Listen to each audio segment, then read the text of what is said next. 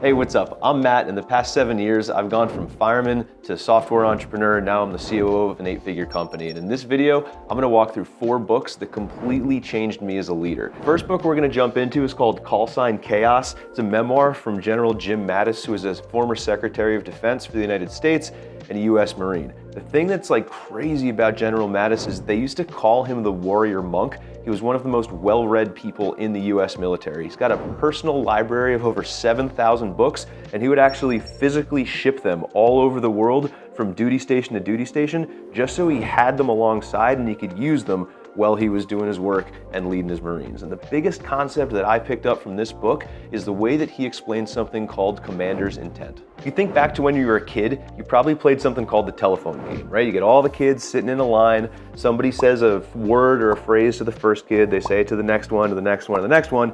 By the time it gets down to the last kid in line, nobody has any idea what the original word was. If you're running a company or leading a team, you're still playing this game, just with adults, right? So what General Mattis lays out is a framework for communication to make sure that the intent of his message doesn't get messed up as it goes down from layer through layer through layer of leadership all the way down to his most junior Marine. The key phrase that he uses is "in order to." Right, so for instance, we're going to attack this bridge in order to cut off the enemy's escape. That's the example he gives in the book, right? So let's say that his unit attacks the bridge and the enemy's still escaping.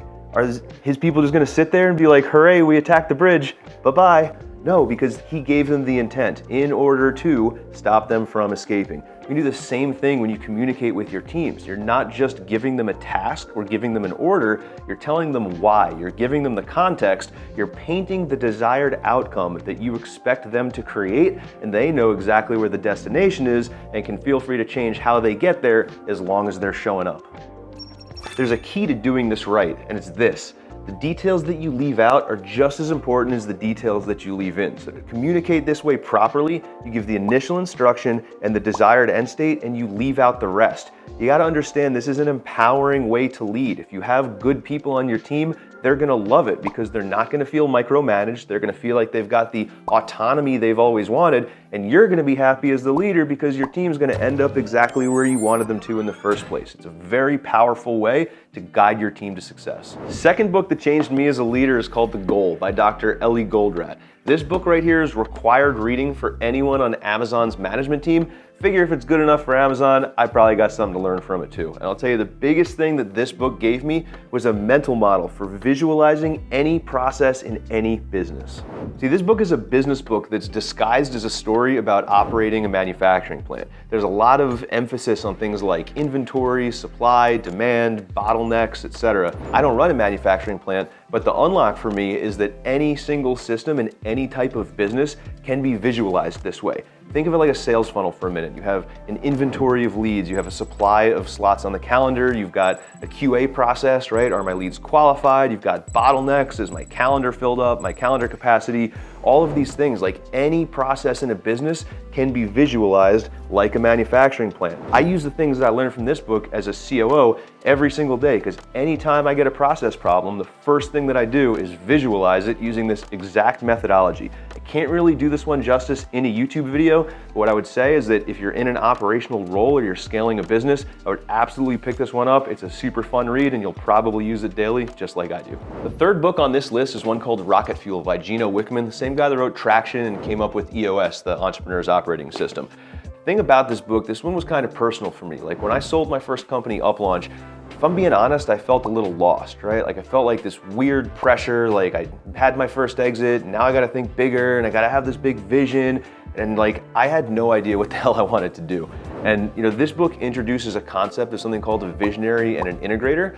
And it kind of was like freeing for me in a way, because it was the first book that I read that like made it okay for me to just be the ops guy and scale a business and just lean into things that I was really, really good at. Like, I'll be honest with you, like, I don't even 100% subscribe to the fact that there's a visionary role and an integrator role. I don't love everything in this book. I think it's more of a continuum, But the unlock that this book gave me was that there are other people out there like me who really just get lit up inside by being the operational person that can take a big vision and make it exist in real life. And that's a really incredible skill and something that I love doing. And this book was the thing that helped me crack it open. So this one had to make the list. The last book that made this list today is this one called Scaling People by Claire Hughes Johnson. I jokingly sometimes call this the COO's Bible, but the thing that really stuck with me from Claire's book, she was the COO of Stripe, is like personally, I've always been a little bit suspicious of standardization, right? There's always been, in different businesses I've worked in, like, oh, we should standardize this and standardize that.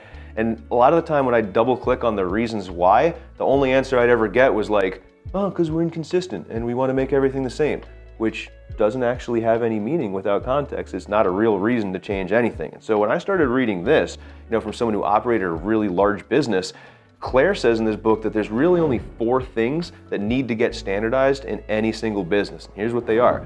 First one is your hiring process. Second one is your performance review process and the way that you give feedback. Third is around goal setting and how you allocate resources. And the fourth is around internal talent development and how you, train your team. Outside of those 4 scenarios, in most cases, the work of standardization actually outweighs any kind of benefit. Like, once I read that, it validated what I believed so much, and honestly, it's probably saved me like 200 hours of work just by stopping me from trying to standardize stuff that didn't even need to happen. So if you're a COO and you're in charge of setting up all these different company-wide systems, I cannot recommend this book enough.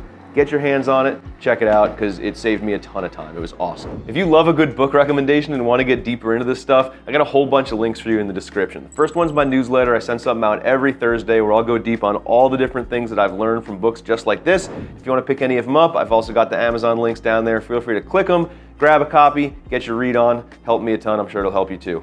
Take care.